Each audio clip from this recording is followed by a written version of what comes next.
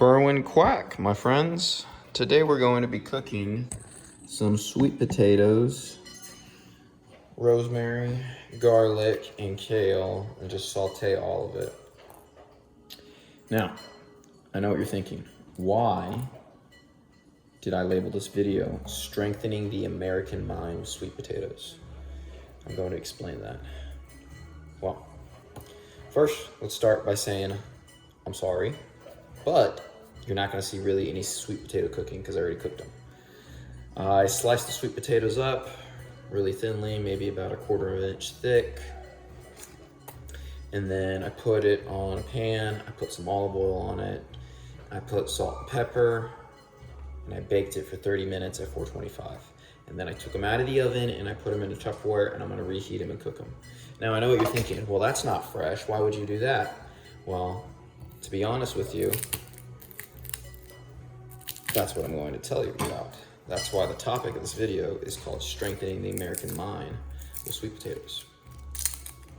So I think that the American mind, on average, for most citizens, the average rabble, to use a term from Nietzschean philosophy, the average rabble, I feel like is very weak. They have a very weak mind. And I feel like most Americans are in that classification. And I'll explain why. Some fresh rosemary. You saw me just chop some garlic. Not chop, but press to peel it. Really easy. I'll cut it here in a bit. Some fresh rosemary that I took from my neighbor's yard.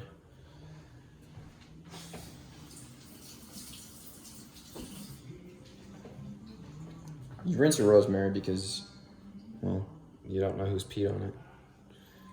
Okay, so really simple with the rosemary. All I'm gonna do is get my fingers, run it down the stem. Gosh, that was bloody easy. All right, so the average rabble has a very weak mindset, and I blame that on a few reasons. I blame that on the lack of a disciplined doctrine against society, especially in young adults. I blame that on the lack of art and beauty in American culture. And one could say, well, there's a lot of art and beauty in American culture, and I don't really feel like it. I feel like a lot of American culture is really just focusing on social media. It's focusing on this fake facade that people want to put on so that they can live this imagistic life that's not truly them, but something they want to represent in their avatar of social media. Okay, now that's a ramble.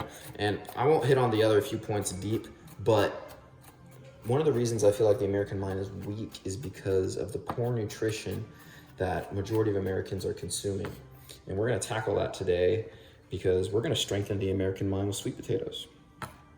Okay, so when I peeled the garlic, I broke it on accident, and that's why I didn't slice it like I normally do and then chop it up. So I just kind of ran it over with a knife. It's really simple.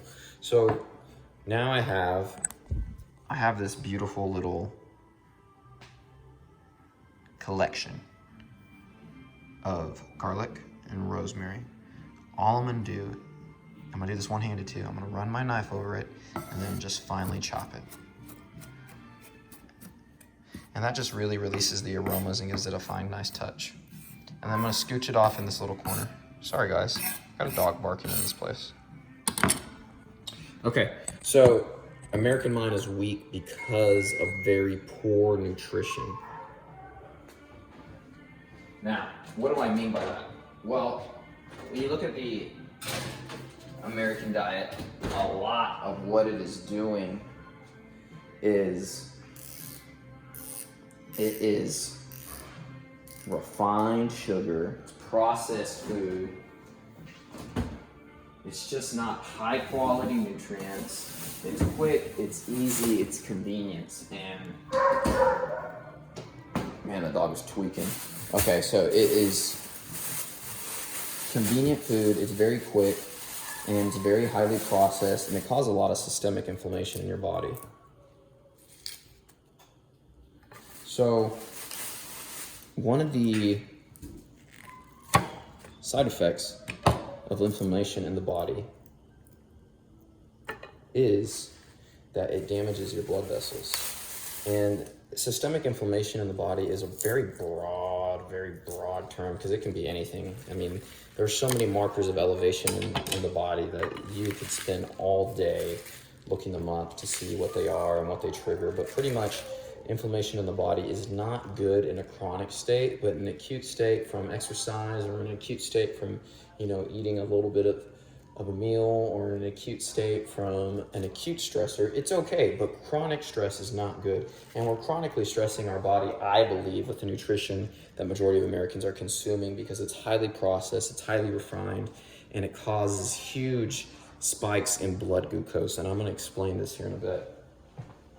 So right now I'm just rinsing the kale. As I'm rinsing it, I wish y'all could see this, but I have very poor video and audio equipment. But I'm pretty much just rinsing the kale and crushing it with my hands. And I'll show you a little bit what I'm doing when I bring it over and get most of this water out. So all I did was destem the kale. Took the stems off. Don't want to eat those. I have the kale leaves. I rinsed them, and I just mash. This is really massaging the kale. And this is really important if you're going to eat your kale raw. And when you break the kale up like that, it actually releases the phytonutrients of the kale and allows it to be more absorbable, and actually gives you more mineral absorption, and allows more of the vitamins to be absorbed. Okay, so, and massaging kale is a great choice, especially when you're going to eat it raw. If you're going to just cook it, steam it, put it in the oven, fry it, I don't know, doesn't really matter. But if you're not going to eat the kale raw, you really don't need to massage it. So if you're going to cook it, it's not necessary. But since I'm going to eat it raw, that's why I massaged it for a little bit. Okay, so in simplest terms,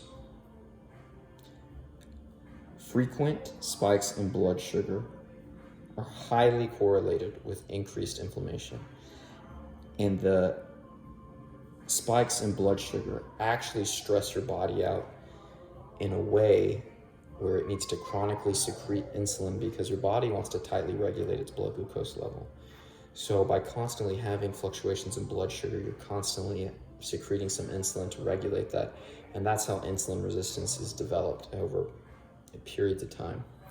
Now, the reason that this is important, because when you develop insulin resistance, or when you develop a chronic state of inflammation, you're actually weakening the blood vessels. And when you're weakening the blood vessels, you're not getting adequate blood flow, and you're increasing your potential for a number of health issues down the line. And the reason that I think that this food that Americans are eating are weakening the mind is because the brain is not getting its adequate nutrition that it could. It's not getting a very optimal sort of blood flow. It's not getting a very optimal sort of nutrients. Blood flow maybe not be the best word of choice, but pretty much if you have weakened blood vessels in your body and you have a chronic state of inflammation, neurologically, you're not going to be in the best dietary state. Okay, so all that said,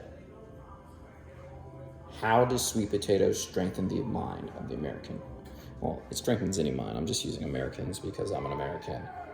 So I cooked the sweet potatoes. And now I'm going to reheat them. I'm going to saute them in a pan with the rosemary and garlic, a little bit of olive oil. And then I'm going to put it on top of the raw kale. And then I'm going to eat it with some sort of protein. It does not matter what sort of protein you eat. That's a video for a different time. But what I want y'all to understand is that I've already cooked these potatoes and I'm reheating them. Now, when you reheat potatoes, I don't know, to be honest, if this holds true for all starches, but when you cook a starch and you consume it, it actually has a very high spike in blood sugar. And various starches depend on the various spike of blood sugar. But in potatoes, when you reheat them, there's a resistant starch that gets developed, and it actually mitigates any regulation in blood sugar.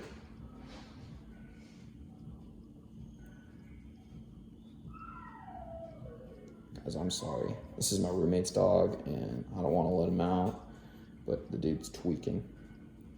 So just to repeat that, because what I said is really, really important. cook these potatoes.